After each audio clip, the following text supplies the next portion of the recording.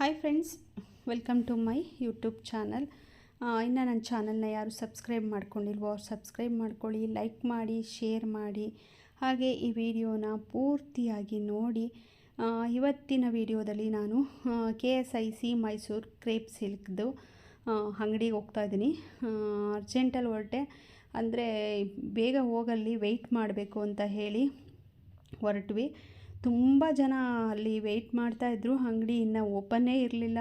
10:15ಗೆ open ಅಂತ ಹೇಳಿದ್ರು. ನಾವು 9:30ಗೆ ನಾವು ಹೋದ್ವಿ.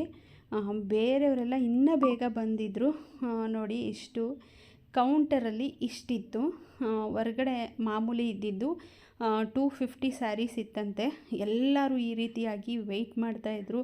ನಿಜಕ್ಕೂ ನನಗೆ ಮೈಸೂರು ಸಿಲ್ಕ್ ತಗೊಳ್ಳಿ ಈ ರೀತಿಯೂ ತಗೋತಾರ ಅಂತ ಅನ್ನಿಸ್ತಾಯಿತ್ತು. ನೋಡಿ, ತೊಗೊಂಡು ಹಾಕಿದ್ದಷ್ಟೇ ಒಬ್ಬೊಬ್ಬರು 5, 6, 14, 16 ಈ ಥರ ಸ್ಯಾರಿಗಳು ಇಟ್ಕೊಂಡಿದ್ರು. ಯಾವ ಕಲರ್ ಸಿಗುತ್ತೆ ಅಂತ ಹೋಗಬಾರ್ದು, ಯಾವ ರೇಟನ್ನು ಸಿಗುತ್ತೆ ಅಂತ ಅಂದ್ಕೊಂಡು ಹೋಗಬಾರ್ದು. ಯಾವುದು ಸಿಗುತ್ತೋ ಅದನ್ನು ನಾವು ತೊಗೊಬರಬೇಕು. ಆ ರೀತಿಯಾಗಿ ಇತ್ತು. ನಿಜ ನನಗೆ ಈ ಥರ ಮೈಸೂರು ಸಿಲ್ಕ್ ತೊಗೊಳ್ತಾರೆ ಅಂತ ನಿಜಕ್ಕೂ ನನಗೆ ಗೊತ್ತಿರಲಿಲ್ಲ. ನನಗೆ ಆಶ್ಚರ್ಯನೂ ಆಯಿತು, ನಗುನೂ ಬಂತು. ನಮಗಂತೂ ಒಂದು ಸ್ಯಾರಿ ಕೂಡ ಸಿಗಲಿಲ್ಲ. ಮುಂದಗಡೆ ಯಾರ್ಯಾರು ಕೌಂಟರ್ ಪಕ್ಕ ನಿಂತಿದ್ರು ಎಲ್ಲ ಎತ್ಕೊಂಡ್ಬಿಟ್ರು.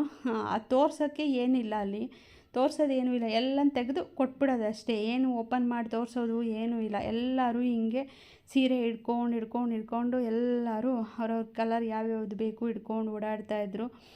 ನೋಡಿ, ಈ ಥರ ಹಿಡ್ಕೊಂಡಿರೋದು ನೋಡೋಕ್ಕೆ ಬಂದ್ರೂ ಟೈಟಾಗಿ ಹಿಡ್ಕೊಂಡ್ಬಿಡ್ತಾರೆ, ಕಿತ್ಕೊಂಡ್ಬಿಡ್ತಾರೆ ಅಂತ. ಎಷ್ಟೋ ಮೈಸೂರು ಸ್ಯಾರಿ ಅಂಗಡಿಗಳಲ್ಲಿ ಜಗಳ ಫೈಟು ಎಲ್ಲ ನಡೆದಿದೆಯಂತೆ.